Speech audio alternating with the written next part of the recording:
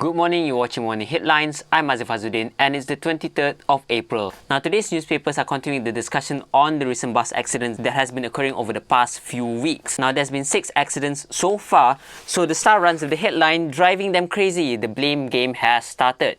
So you can see that the Transport Ministry is blaming the bus concessionaires, and the bus concessionaires are blaming the bus drivers.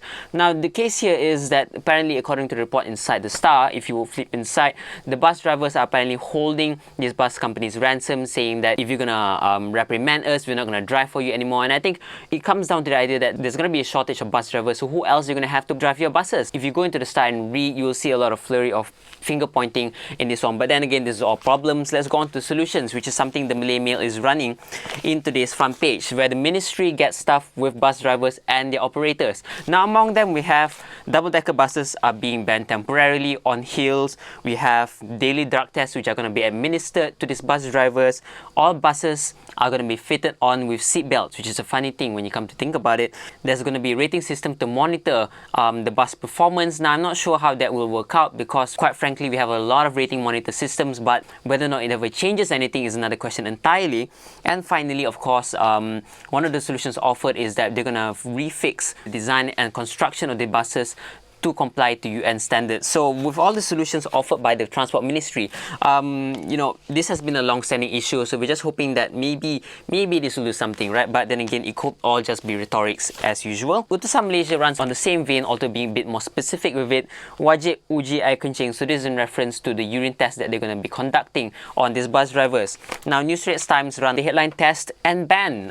So there's nothing really new to add to the conversation because this has been a long-standing one, right? But I want to move my interest to something which has happened in the news yesterday. Now, on a section which I rarely talk about, sports, Moyes yesterday was rejected. Now, a lot of people never really liked his managerial style, saying that it's led Manchester United to its all-time low. What is more interesting to me is that yesterday, after he left Manchester United, the shares for the football club went up by 7%, the highest it has ever been for the past 11 months, right? So it's quite interesting on the business side of things.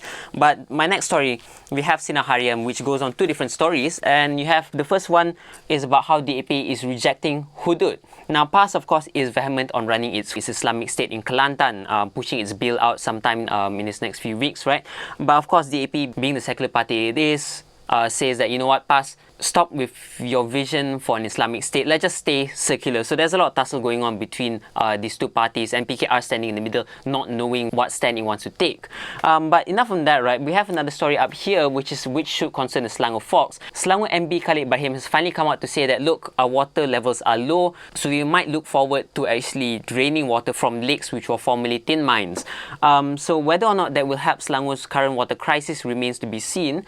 But we're just hoping that, at this point of time, we'll take anything we can get. I think I said that last week. Next story is something ran by Berita Harem, which is an expose on counterfeit perfumes. And there you go. There was a raid on a few warehouses which was actually manufacturing fake perfumes. Now, you can see a lot of these fake perfumes being sold in your night markets and whatnot. But so this expose just talks just about that. There was a lot of this counterfeit perfume which were taken away, which were confiscated.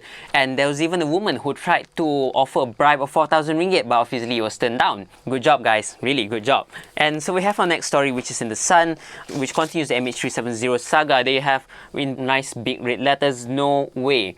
Now, this is in reference that the families of the MH370 passengers are not accepting the government's offer for death certificates. So I guess there's a level of denial there. In a way, I think the Malaysian government wants to close a chapter on the MH370 saga and just accept that maybe that the passengers did not survive.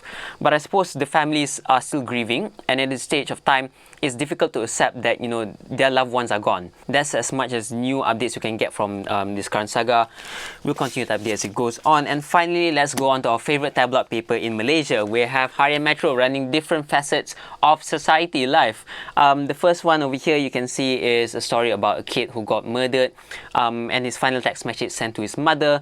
We have an old woman who just got married. Happy news there. This is an interesting story run by Harem Metro. The possible new Manchester United manager. That's something you might want to continue reading on. A girl giving birth in a toilet. So I expect it's an out of wedlock story again. And finally, Beauty and the Beast. So that's all I have for you this morning. I'm Aziff, you're watching Morning Headlines for BFM 89.9.